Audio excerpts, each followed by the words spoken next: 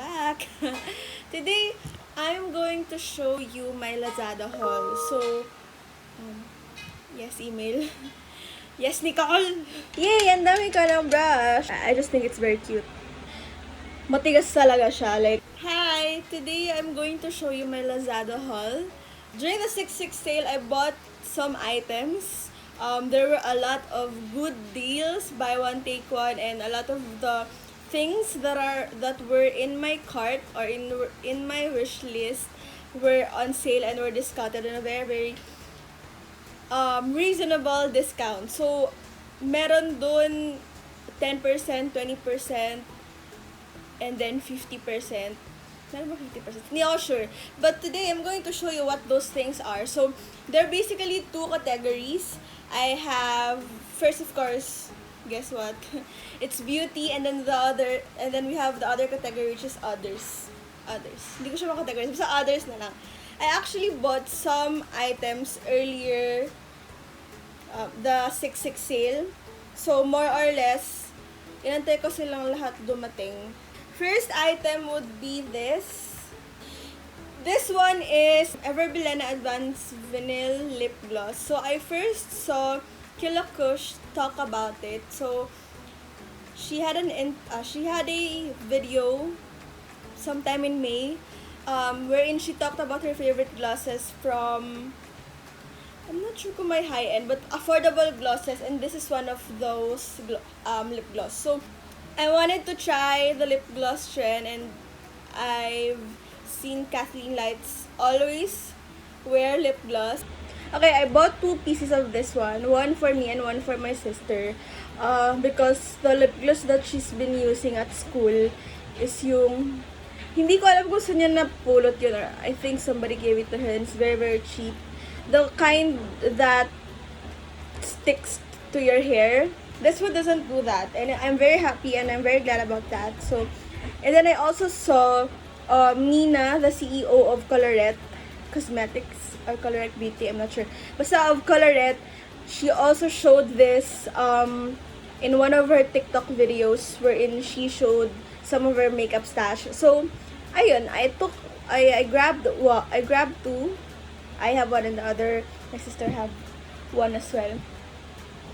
I have a nude-ish matte tint, but I put this lip gloss over it.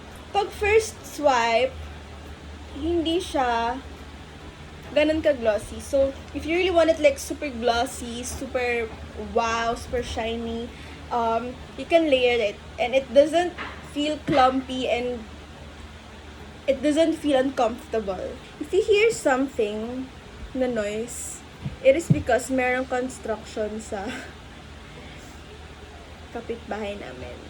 Basically, behind the camera, nandun yung construction. So, I'm very sorry about that. I cannot do anything about it. I also ordered this one. This is the Nivea Face Double Eye Makeup Remover. This one, I used to use the Maybelline Makeup Remover as my makeup remover, and then when I saw Riza Kontawi, who is also a beauty vlogger on YouTube, talk about her, I think, year-end favorites yun for 2019. I saw her talk about this, and then I tried it out because for the longest time I've been using the Maybelline one for like, I don't know, 2 years, 2 years na siguro, or almost 2 years. Then I tried this, and what do I think? Okay naman siya. There's nothing very amazing about it. Like, it removes your makeup and it doesn't sting your eyes. Actually, backup ko to. I already ran out of the one bottle, and then I have one bottle in my CR. So, this is my backup. Yeah. So, that's the second one. This one I didn't buy during the 6/6 sale, but it was still on sale. This one costs $249. But I got it for $209.61. So, next would be, okay, ito na lang. This is my favorite purchase among all the things I've purchased. So, this one I bought sa 6/6 sale. So, this is makeup brushes. Ito ang Real Techniques Enhanced Eye Makeup Brush Set. Okay, I've been wanting to get this because what I have back then in using for my eyes is the Detail eyeshadow, the double-ended eyeshadow brush from Detail. And then, syempre, kasi nag-explore ako mag-makeup and I want to try different looks. I want to experiment with my eye look. So, I really wanted this. Let me just open everything. Hindi ako prepared. Okay, I don't have a script. I just want to make kwento with all my purchases. Itong mga binili ko sa 6/6 sale, I didn't really buy it on June 6 kasi nag-start siya, yung 6/6 sale went on starting June 4 to June 6. So, you bet your ass I got these items on June 4. I got these items, hindi na ako nakaantay. Nag-check up ako kaagad. Yung isang set composes of five sets of tools. 4 na brush, and then this tool na I-explain ko na lang isa-isa. Basta 5 siya, diba? I got this for 826.50. And it also comes with this, kita niyo? It also comes with this canister. Mukha naman siyang sturdy. Meron palang ganon. Okay. It looks sturdy naman. It's wide and it has the branding. And you can put it here. But I actually don't use this for the makeup brushes because I have my Muji organizers. I put it there para lahat ng brushes ko in one place. This is actually right now what I'm using it for is for my hair, my combs, and other tools like yung mga yung eyelash curler ko, and yeah, yun. So this entire thing costs 826.50. Ang SRP niya is 1,150. So do the math. So, when I bought this, the Real Techniques brush set, I also got an extra, a freebie, basically. So, I got this freebie, may additional brush, and it's from their, parang metal collection something. Ayun, so, yay! Ang dami ka ng brush. So, we have here the medium shadow brush. This one. So, you can see, it's wide, flat, with tapered bristles. Meron siyang, fluffy siya, but it comes to a point here. So, pwede siyang, i-fluff mo siya, tapos pwede din siyang pang-define. And then, we have Essential Crease Brush. I think this is the one. Fluffy.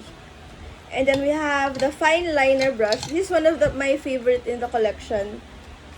And you see it's dirty because I used my liquid lipstick, the Fenty liquid lipstick, and I made a pink liner moment.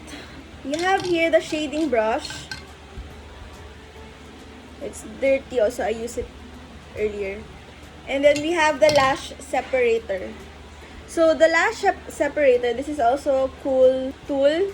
So, di ba may mga mascara, if your mascara is clumpy and it gives you like spider eyelashes, you can use this to separate your eyelashes. So, thus the name lash separator. So, I used it also earlier, so it's dirty.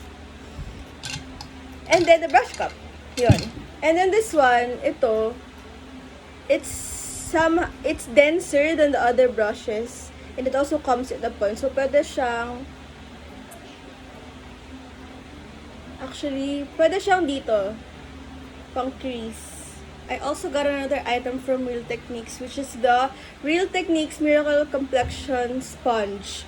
So, I got 2 because my mom, in one of our conversations over the phone, she asked me, because I think she saw it when they went here over the holidays, she asked me this sponge, and I just think it's very cute.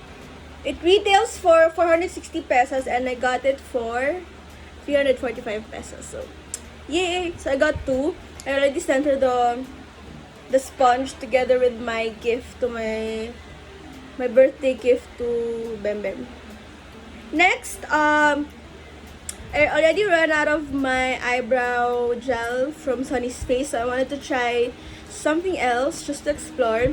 And then I bumped into the K Palette One Day Tattoo Lasting Eyebrow Mascara. So, ito siya. Ito lang yung it's very deceiving kasi ito lang talaga yung product.